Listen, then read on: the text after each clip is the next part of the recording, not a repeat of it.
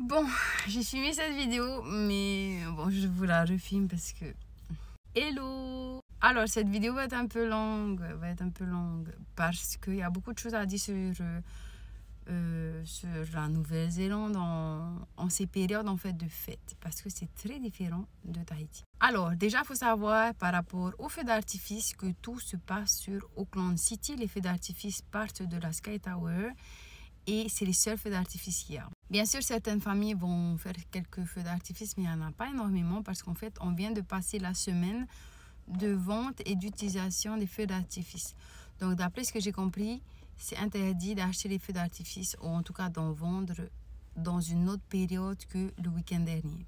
Du 4 au 7 novembre, un truc comme ça. Du coup, si vous voulez avoir une chance de voir les feux d'artifice, moi je vous conseille de prendre un logement autour d'Auckland City, notamment à Viaduc Harbour.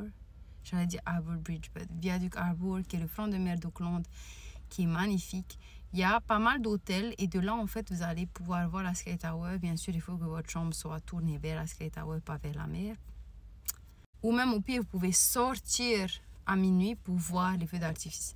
Il y a beaucoup de gens qui font ça. Vous allez voir, ça va être pacte. Donc, si vous prévoyez de faire ça, réservez maintenant ou alors le plus vite possible parce que sinon, ça va être booké partout. À part ça, en fait, il n'y a pas grand-chose qui se passe à Noël en Nouvelle-Zélande. J'ai cherché pour les familles et tout. Il n'y a pas beaucoup de choses qui se passent. C'est très communautaire, par exemple. Si vous êtes sur Manukau, ben vous allez voir dans votre entourage des affiches et tout qui vous dit il y aura un cinéma en extérieur pour les enfants tel jour, à tel lieu, à telle heure. Et si vous êtes sur Auckland City, c'est ce qui va se passer aussi. Sinon, on peut toujours chercher sur le net. Moi, c'est ce que je fais en général. Mais c'est très difficile à trouver parce que, comme j'ai dit, c'est très communauté, quoi. On reçoit, par exemple, dans nos boîtes aux lettres devant la maison, on va recevoir le flyer. Donc, moi qui suis sur Manukau, ben, je vais voir que ce qui se passe autour de moi. Après, quand on va voir sur le net, on ne trouve pas énormément de choses non plus.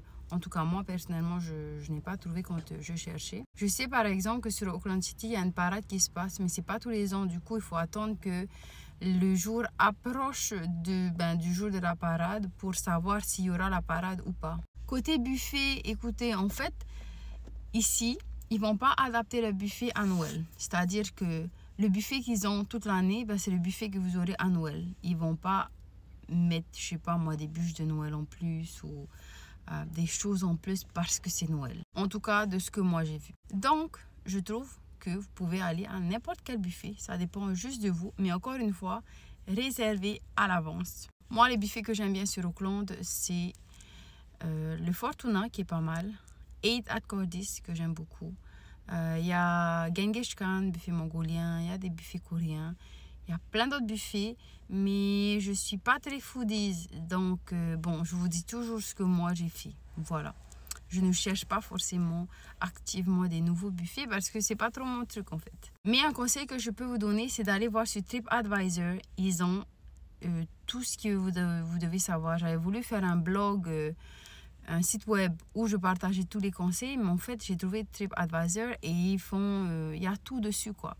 Même pour Topo, vous pouvez aller dessus et mettre buffet sur Topo et vous mettre tout. Vous pouvez regarder le site en français. En fait, il y a tout ce que vous voulez chercher sur les vacances en Nouvelle-Zélande et partout dans le monde sur TripAdvisor. Du coup, si ça peut vous aider, n'hésitez pas à aller voir le site. Bon voilà, je crois que j'ai fait le tour des choses que je voulais dire. Mais si vous avez d'autres questions, si j'ai oublié de dire quelque chose ou s'il y a des choses pas claires, n'hésitez pas à me poser des questions et j'y répondrai petit à petit.